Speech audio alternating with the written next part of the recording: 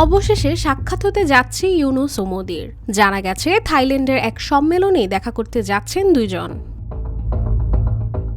এক সূত্র অনুযায়ী সম্মেলনের সাইডলাইনে ডক্টর ইউনূস ও প্রধানমন্ত্রী নরেন্দ্র মোদির মধ্যে একটি বৈঠকের সম্ভাবনা রয়েছে। এ বিষয়ে বাংলাদেশ সংবাদ সংস্থা ইউএনবি এক প্রতিবেদনে বলেছে, এই বৈঠক দুই দেশের সম্পর্কের মধ্যে আনতে পারে নতুন এক মোড়। বাংলাদেশ ও ভারতের কূটনৈতিক সম্পর্ক বিগত 6 মাস ধরেই রয়েছে তলানিতে। বিশেষ করে 5 আগস্টের পর থেকে সম্পর্কের হয়নি কোনো দৃশ্যমান উন্নতি, বরং কূটনৈতিক উত্তেজনা বেড়েই চলছে।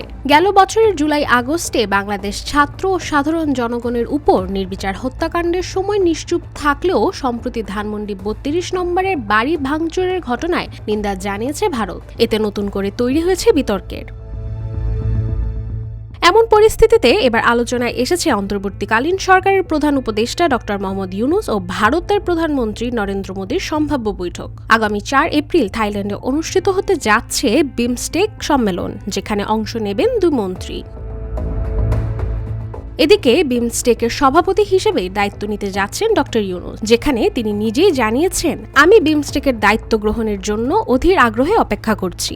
অন্যদিকে বিশ্লেষকরা মনে করছেন, বিমস্টেক সম্মেলনের ফাঁকে ইউনূস মোদির বৈঠক হলে দুই দেশের কূটনৈতিক টানাপোড়েন কিছুটা কমতে পারে। তবে শেখ হাসিনাকে পাশে রেখে ভারত কেমন কূটনৈতিক পদক্ষেপ নেবে সেটাই এখন দেখার বিষয়।